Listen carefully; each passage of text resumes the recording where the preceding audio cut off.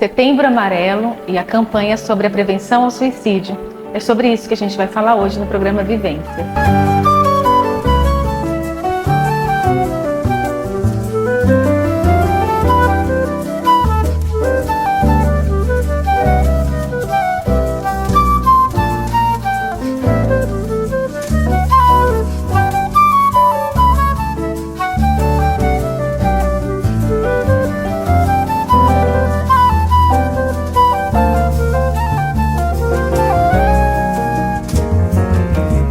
Oi pessoal, como que vocês estão? Sejam muito bem-vindos ao programa Vivências. Eu espero que você esteja bem.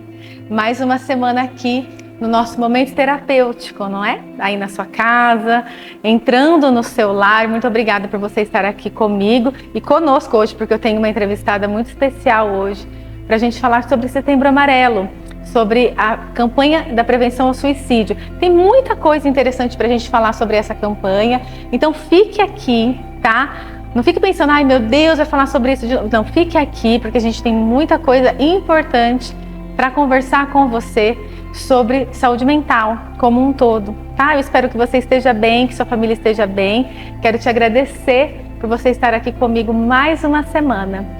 Hoje a gente vai falar sobre Setembro Amarelo, sobre campanha da prevenção ao suicídio, com uma pessoa muito especial, com uma pessoa que tem muito conhecimento sobre essa temática. E eu vou apresentar ela agora para vocês, a Gabi Dissner. Ela é psicóloga e pedagoga, mestre em psicologia do desenvolvimento. Ela está especializando em suicidologia, especialista em saúde mental e atenção psicossocial, especialista em psicologia hospitalar. Ela presta atendimento clínico aqui em Marília e ela vai falar um pouquinho para a gente sobre todo esse fenômeno e esse movimento que a gente precisa ficar atento o ano todo. Gabi, seja muito bem-vinda ao programa Vivências. Obrigada, Dani, pela oportunidade de estar aqui conversando com você. Que bom que você está aqui. E você é uma estudiosa, né, do fenômeno do suicídio, estudiosa dessas campanhas e tudo mais. E eu queria que você explicasse um pouquinho para a gente agora, para introduzir, né, essa temática, explicasse um pouquinho para a gente por que Setembro Amarelo, de onde vem, né, essa campanha, por que setembro, explicasse um pouquinho para a gente os porquês, né, dessa campanha acontecer em setembro, por favor, Gabi. Então, o Setembro Amarelo, ele é uma campanha que ele, assim, se inspirou, ela é uma campanha recente no Brasil, né, se a gente for pensar, comparada ao resto do mundo, né, ela ganha evidência ali em 2015, né? Mas ela surge mundialmente em 1994 com a morte, né, por suicídio de um jovem de 17 anos. E ele tinha um carro amarelo, né, por isso a cor, né, o amarelo. E a família desse jovem procurou fazer uma ação mesmo motivacional, né, onde eles distribuíram cartões. A intenção era que esses cartões fossem repassados, onde eles colocavam mensagens motivacionais e também desabafavam a dor deles de enlutados, né? Perder um filho ali para a questão do suicídio. E essa campanha começou a ter bons resultados, né? As pessoas começaram a se conscientizar, a prestar apoio a esses pais, né, e a conversar sobre suicídio, que é ainda um tema muito tabu. Imagina em 1994, né? Até hoje a gente se depara aí com tabus, com estigmas, e a campanha ganhou força em 2015 com o CVV, que é o Centro de Valorização da Vida, né, que eles traziam uma proposta também de estar acolhendo, de estar olhando para a vida das pessoas em sofrimento extremo. Muito bem, então essa questão da fitinha amarela, essa questão, né, do Setembro Amarelo, do porquê, tem todo um porquê, né, gente? Tem toda uma história por trás disso e todo um objetivo, não é? A gente até estava conversando aqui nos bastidores sobre a questão de algumas coisas muito soltas que as pessoas acabam fazendo, né?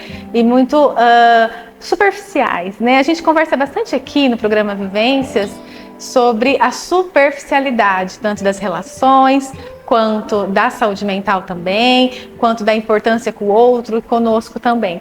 Então é importante a gente entender que a campanha teve um início extremamente doloroso e ressignificou essa dor de alguma forma, né?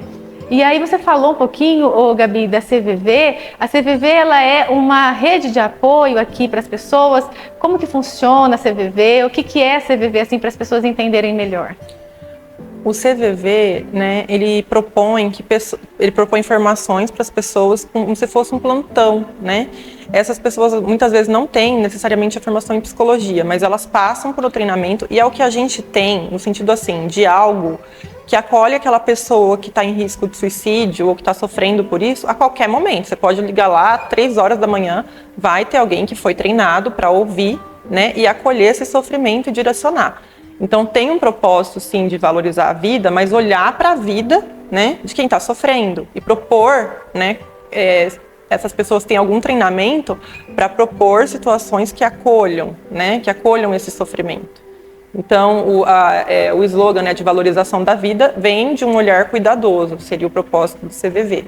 E o CVV, gente, Centro de Valorização da Vida, para você ter acesso, você liga gratuitamente no 188 e você tem acesso, como a Gabi falou, 24 horas, o horário que você precisar. Porque o que a gente pensa, a gente estuda, e a Gabi vai falar melhor sobre isso, porque ela estuda bastante essa questão do luto, do suicídio e tudo mais, a gente percebe que as pessoas elas precisam falar das suas dores, né? Elas precisam valorizar e validar as suas dores. E muitas vezes, quando a gente vê alguma campanha mais solta, e a Gabi também vai falar sobre isso, alguma coisa mais somente pontual, não dá tempo, as pessoas não dão tempo para as outras pessoas que estão passando por esse sofrimento falar das suas dores.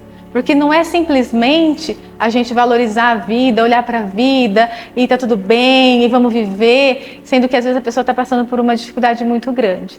Então, a ideia é a gente ter rede de apoio. Ai, Ana, mas eu não tenho ninguém, né? Eu não tenho ninguém em casa que pode me ouvir. Eu não tenho condições de fazer terapia semanal. A gente já conversou sobre isso aqui, né? A gente sabe sobre isso.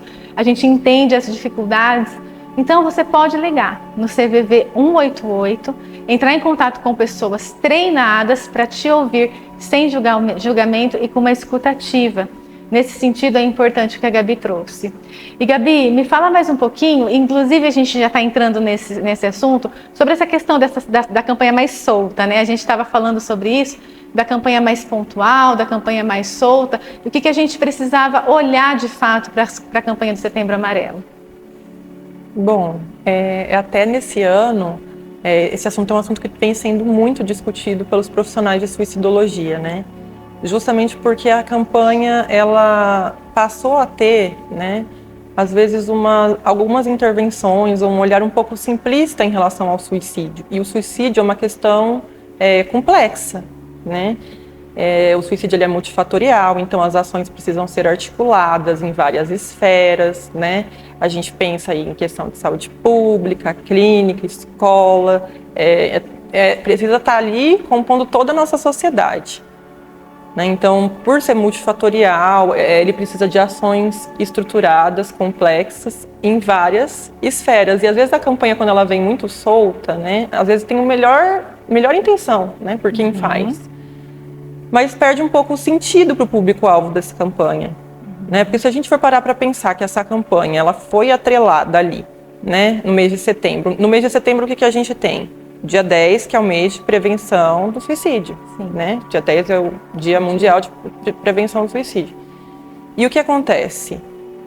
O Setembro Amarelo vem, né, com um propósito, mas a gente esquece às vezes de pensar no público-alvo, que são essas pessoas que estão em sofrimento extremo, os sobreviventes, né, que são as pessoas que tentaram um suicídio e sobreviveram, e também os enlutados, que eu acho que é um público bem esquecido no Setembro Amarelo, né? Não só no Setembro Amarelo, na verdade é na sociedade. Acho que o Setembro Amarelo comunica, né, como a sociedade lida ainda em relação ao suicídio, e o enlutado por suicídio, ele é uma pessoa que pode estar no grupo de risco, né? E enlutado a gente pensa só em quem tem vínculo estreito? Não necessariamente.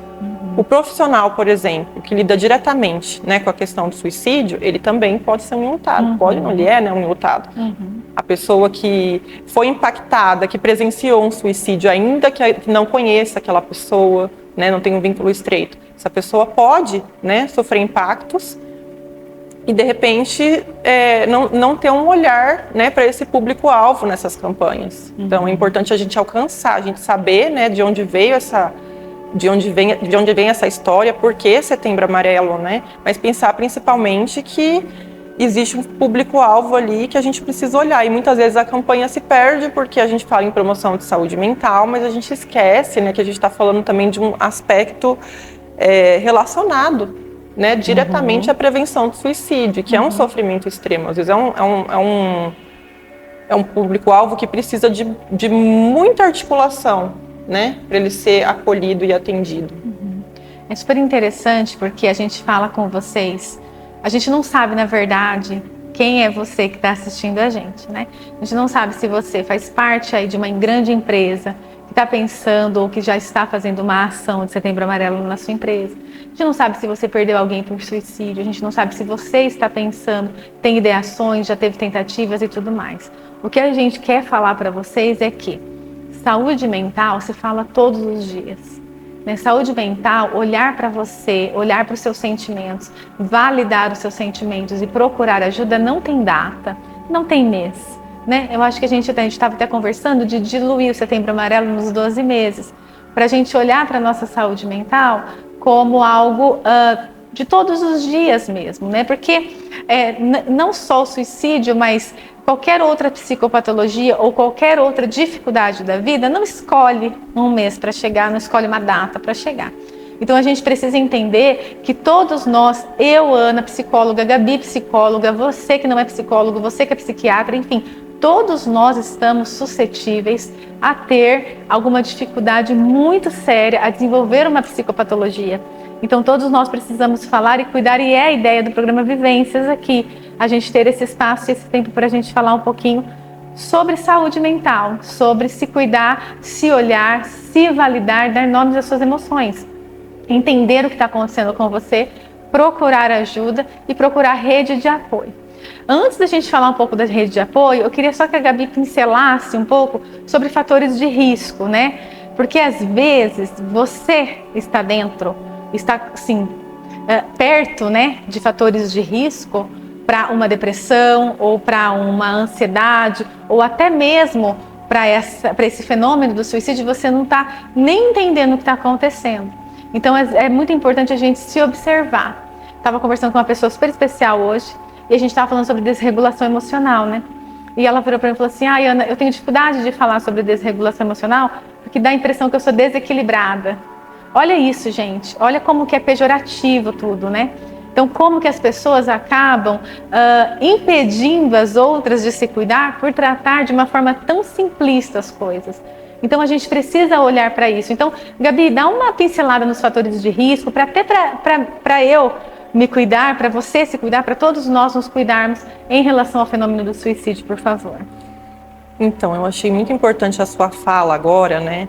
Quando você traz o cuidado com a saúde mental, que ele precisa realmente ser cuidado o ano todo, né? Não só no mês de setembro. O mês de setembro é um mês que a gente usa ali porque existe um movimento de conscientização, mas essa conscientização ela precisa ocorrer o ano todo, né? E o cuidado com a saúde mental, ele também muitas vezes é um tabu, né, para a pessoa que passa qualquer questão relacionada à saúde mental. E quando a gente fala em suicídio, a gente fica ali, né, fatores de risco. E gente, pode ser um fator de risco a pessoa ter um transtorno, mas não necessariamente a única pessoa que corre um risco de suicídio tem um transtorno. Existem muitas questões, né, que podem abalar a saúde mental dela, ainda que ela não tenha um transtorno. Se a gente fala aqui, né, de pessoas, por exemplo, que passam fome, que estão em condições de extremo sofrimento, que passam por um rompimento de vínculo extremo, né? Perdem ali alguém num relacionamento, uma pessoa, por exemplo, que perde o emprego,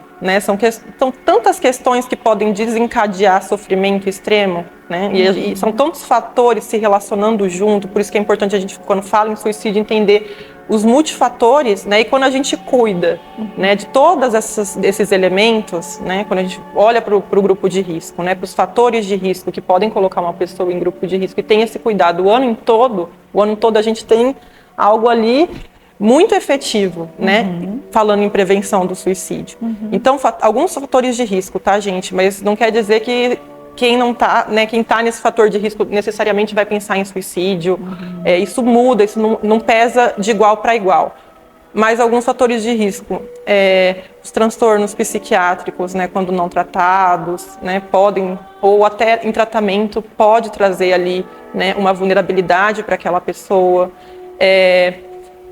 Para o público adolescente, né, se fala muito em vulnerabilidade quando a gente vê a questão de violências, a pessoa que é exposta a alguma violência, adolescentes, mas não somente, né, pessoas expostas a situações de violência, isso é um grupo, isso, né, é um fator de risco. A dependência química, né, a exposição a álcool e drogas, pessoas muito jovens expostas, né, a álcool e drogas.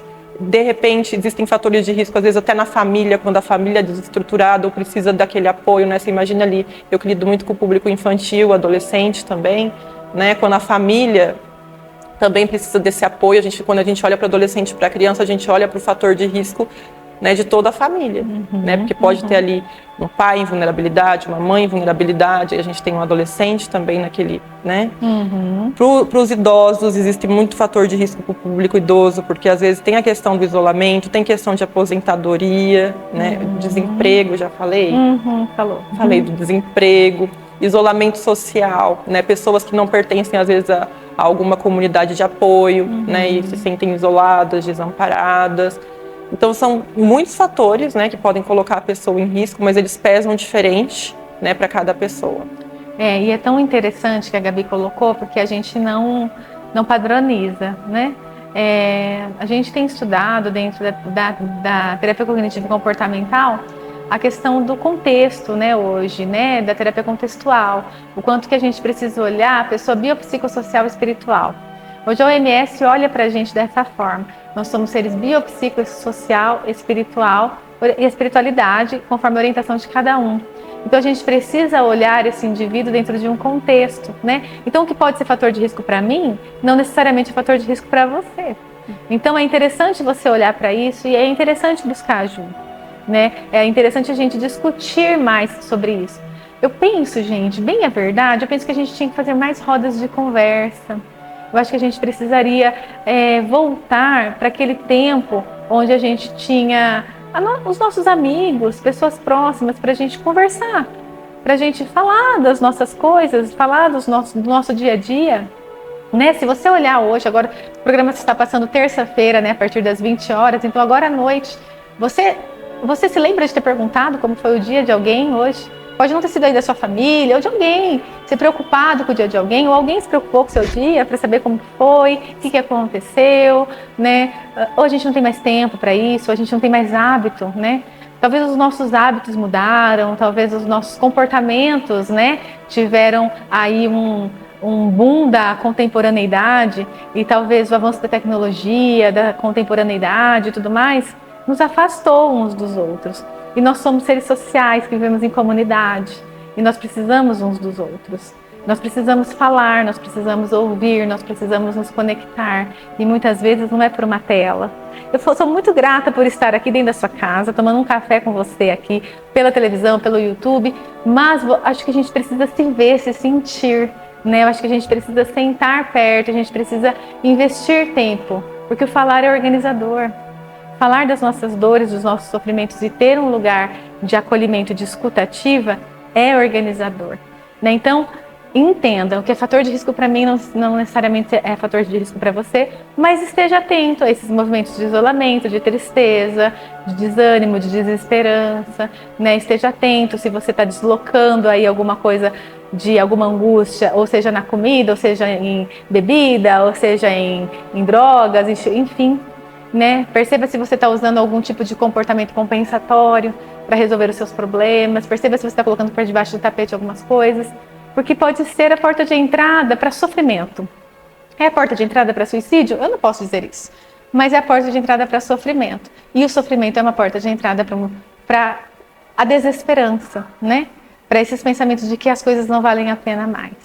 Mas agora a gente vai falar sobre fatores de proteção, que é o sentido que, como que a gente consegue dar um novo significado para as coisas, né? Porque a gente precisa ficar atento, mas como que a gente consegue, então, ir ressignificando as nossas dores, os nossos sofrimentos, que todos nós temos todos os dias. Eu falei um pouquinho aqui, mas a Gabi tem várias dicas para dar para adolescente, para jovem, para o pessoal de Marília, para o pessoal aí que está antenado online. Gabi, fala um pouquinho de fator de proteção para a gente.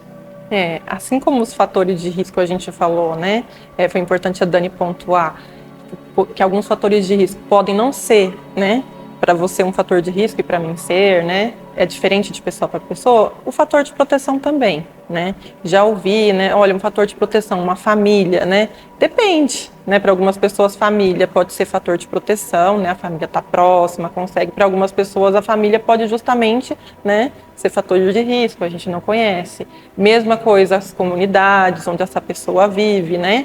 Então, a primeira coisa que eu acho que é um fator de proteção é a rede de apoio, né? E essa rede de apoio, ela pode ou não estar nos diversos cenários que essa pessoa, né, passa. Pode ter alguém no trabalho que pode ser rede de apoio? Pode, né? Se essa pessoa estiver passando por um sofrimento, ela tiver apoio dos colegas de trabalho, isso é um fator de proteção. Se ela estiver dentro da religião que ela vai, né, um grupo que a acolhe, que a apoia, ela falou dos laços aqui, né, da importância dos laços, né, de ter, eu acho que é isso, é o fator de proteção. Se essa pessoa está dentro da universidade, mas essa universidade acolhe, né, ela, em um momento que ela está passando por alguma dificuldade, né, mesma coisa as dificuldades escolares, né, que podem inclusive ser fator de risco também para, né, mas se essa pessoa dentro de uma universidade, dentro de uma comunidade religiosa, dentro do trabalho dela, enfim, nos cenários onde ela passa, ela tiver rede de apoio, né, a gente tem que ir atrás disso quando a gente vê alguém em risco. Quem é a rede de apoio? E uma coisa que, gente, parece clichê, mas a terapia ajuda muito, né? O acompanhamento com um profissional que está ali, que se especializou e pode cuidar, né, da questão da saúde mental, é essencial para quem está em sofrimento extremo. E é bem interessante, gente, porque a gente está falando aqui para o pessoal de Marília, mas a gente atinge a região toda e eu fico muito feliz de onde a gente está chegando. Mas eu, marilhense, vou falar com o povo de Marília aqui. Aqui em Marília a gente tem um grupo de prevenção ao suicídio, que a Gabi faz parte e que a gente pode contar com essas pessoas em diversos momentos, né? Para pessoas que estão em sofrimento psíquico e já tentaram ou pensaram, tem ideação e tudo mais, para pessoas que vivenciaram situações assim, para pessoas enlutadas. Por favor, Gabi, fale um pouquinho do grupo de prevenção ao suicídio que a gente tem aqui em Marília. Então, o nosso grupo, ele é coordenado pela Luciana Randa, né?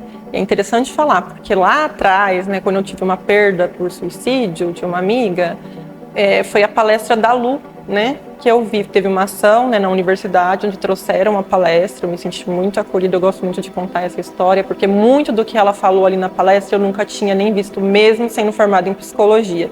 Gente, isso é uma coisa que a gente precisa pontuar, né? Mesmo os psicólogos, eu que me formei faz tempo, às vezes existe uma falha na formação para falar desse tema, né? Um tema ainda, por isso que eu falo, tem transformado, a gente tem olhado para isso, por isso que eu estou achando super importante, né, a Dani abrir esse canal para a gente falar sobre isso, porque ainda tem muito, né, o que a gente pode fazer na formação do profissional, né, que lida com questões de saúde mental, como psicólogos, psiquiatras, mas não somente, né? Todo profissional pode ter esse conhecimento acerca, né, desse assunto, que na verdade ele é um assunto que engloba tudo, né? Existe o grupo, né, que a gente estava falando, né, o grupo de apoio, que é um grupo de prevenção ao suicídio aqui em Marília, que você pode entrar em contato e você pode ter acesso a esse suporte que as pessoas tanto precisam nesse momento, né? Então, Gabi, fala um pouquinho do grupo de prevenção ao suicídio pra gente. Então, o grupo tem a Luciana Randa, é coordenado por ela, e tem os integrantes, né, que ela capacita esses profissionais para lidar com questões do suicídio. Então, é um profissional, né, muitas vezes, que nem eu falei anteriormente, esse profissional não teve alguma formação em intervenção no suicídio. O grupo capacita esses profissionais. E são pessoas que, uma maioria deles são psicólogos, mas também temos assistente social. E eles ofertam, né, um atendimento psicológico a preço social, né? Então, pessoas que às vezes não conseguem um canal rápido, né, para atendimento psicológico, esse grupo oferece, né, para essas pessoas que estão enlutadas ou estão, né, sofrendo alguma questão relacionada ao suicídio, o grupo oferta atendimento psicológico para essas pessoas. É tão interessante, gente, que é importante a gente vai deixar aqui no GC para vocês, o Instagram do grupo, o telefone contato do Grupo de Prevenção ao Suicídio aqui de Marília, para você ter acesso, para você entrar em contato, para você tirar dúvidas. É importante que eles trabalham com valor social, então a ideia é para agregar e para poder levar saúde mental, acolhimento e levar também esse cuidado nesse momento tão difícil para a maioria das pessoas que tiverem acesso, né, a essa situação. Então aqui em Marília a gente tem o grupo e também a Gabi estava falando sobre alguns grupos também, alguns sites. Gabi, eu queria que você falasse, que eu achei super interessante, para você que é adolescente, jovem, também está super antenado aí no online. A gente tem algumas plataformas que podem ajudar você. Gabi, fala um pouquinho dessas plataformas. Existe uma plataforma muito interessante para você que tem ali na faixa etária dos 14 aos 25 anos, que é o Pode Falar, né? Você vai comunicar ali por escrito o que tem acontecido, o que você tem sentido, e esse serviço te encaminha, né, para atendimentos de suporte. Temos também o Mapa Saúde Mental, né? Então, por exemplo, você que está em Marília, mas você conhece alguém que não consegue chegar, por exemplo, aqui em Marília, ter atendimento com um grupo, né? Você pode indicar o Mapa Saúde Mental, porque o Mapa Saúde Mental é no Brasil todo, e ali você pode identificar, né, onde tem perto de você algum serviço de saúde mental que possa te acolher. Existem também grupos, né, de acolhimento a enlutados, a Abrases, né, é um grupo que tem crescido muito. Existe um Instagram também, Pós-Venção do Suicídio, que também acolhe, né, pessoas enlutadas pelo suicídio. Então tem aí esse canal também, né? A gente falou do CVV, mas também existe esses outros canais que oferecem o suporte para a pessoa que pode estar precisando. E aqui, gente, no programa, a gente tem esse intuito mesmo, né?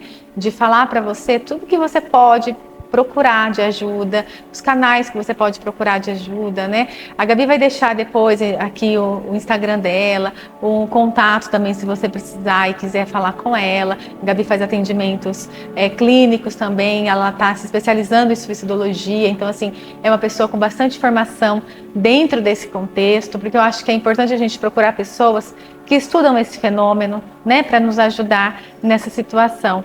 Então, eu espero assim que você consiga entender, em primeiro lugar, que o sofrimento chega para todo mundo, né? Esse e outros sofrimentos chegam para todo mundo. E que não é uma palavra ou uma frase solta que vai mudar alguma coisa.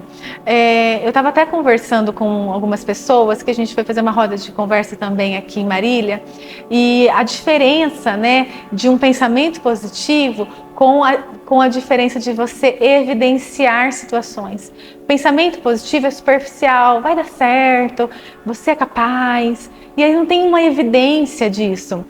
Então, quando a gente procura evidência, né, de capacidade, evidência de autoestima, evidência de experiências que você viveu, que você consegue fazer tal coisa, ou que você é capaz, fixa mais esse aprendizado e fixa mais essa possibilidade de você se comportar congruentemente ao seu pensamento, né? Então a gente tem muitos movimentos hoje, gente, isso é muito importante a gente falar, muitos movimentos que tratam questões complexas de formas superficiais, né?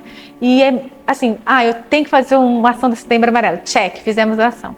E não é assim que funciona. A gente precisa tratar de uma forma complexa os problemas complexos, né? As nossas relações a gente precisa tratar com profundidade.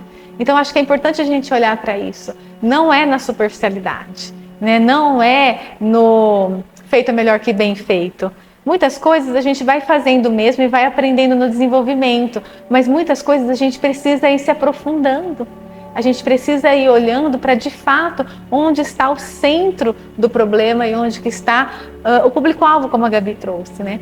Então, hoje, o programa ele traz essa ideia para você olhar para o seu sofrimento de uma forma muito verdadeira, para você entender que não é um sofrimento pontual, é um sofrimento complexo, é um sofrimento profundo, e para você entender que existem canais que querem te ajudar 12 meses por ano, que não querem te ajudar só em setembro, querem te ajudar assim, te acompanhar e fazer com que você fique bem, ressignifique suas dores e que possa ser um propagador também de ressignificados de sofrimento.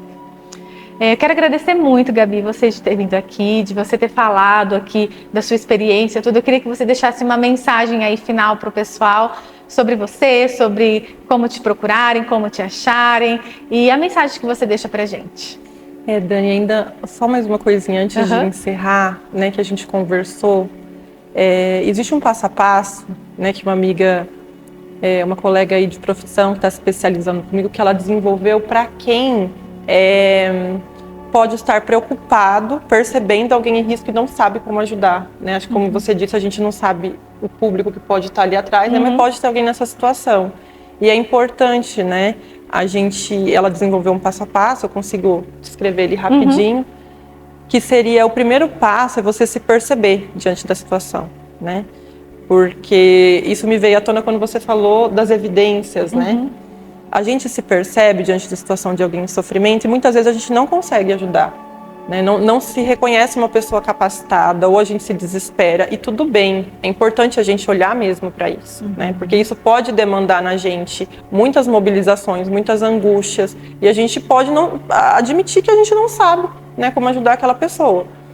Então, o primeiro passo que ela fala quando a gente está com alguém, né, em situação de risco, é a gente se perceber, tentar anotar o que aquilo gera na gente, né? E o segundo passo que ela leva a gente a pensar, que já ajuda muito, é a gente entender que não é sobre a gente.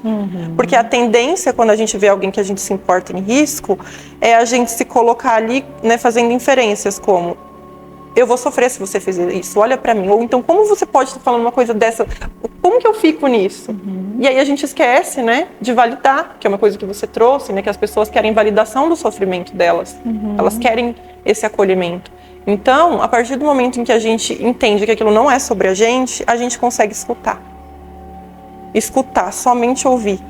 E aí a pessoa vai trazer as motivações dela, né? Vai trazer o que está levando. E lembrar sempre, né? O que é risco para mim, o que dói em mim pode... Às vezes você pode olhar e achar que aquilo para você não é para tanto, né? Mas a gente não sabe tudo que pode estar por trás na outra pessoa.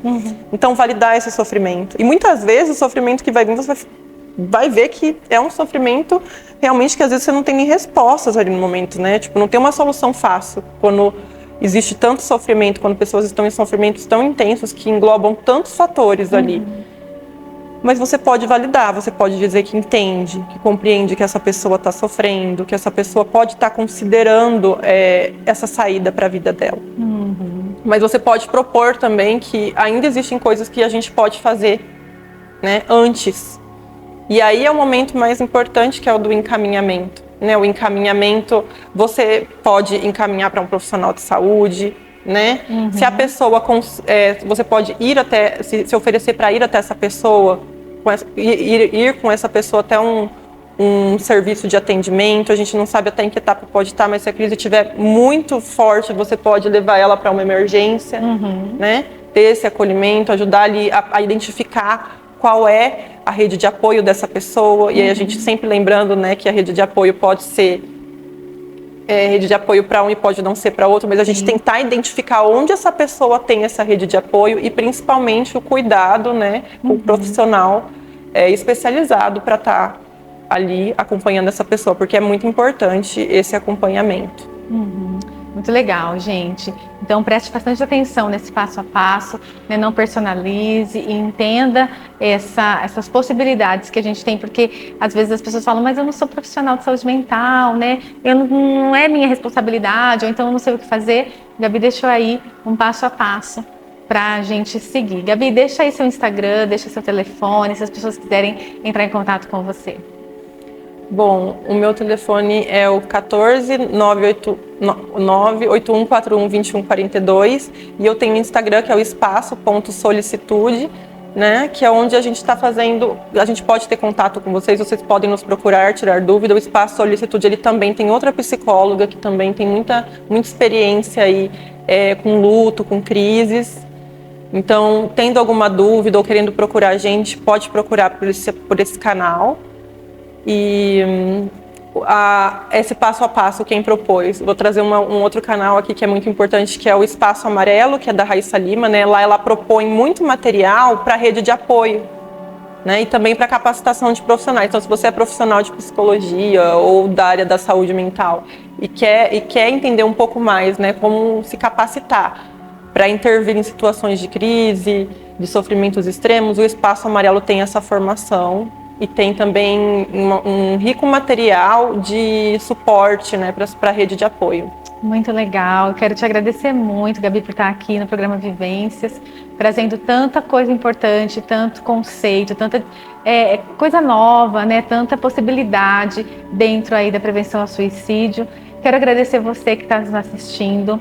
Muito obrigada por estar aqui conosco, eu espero que você fique bem. Você pode entrar em contato conosco aqui pela TV, você pode entrar em contato comigo no @psicóloga Ana Gláucia Lima.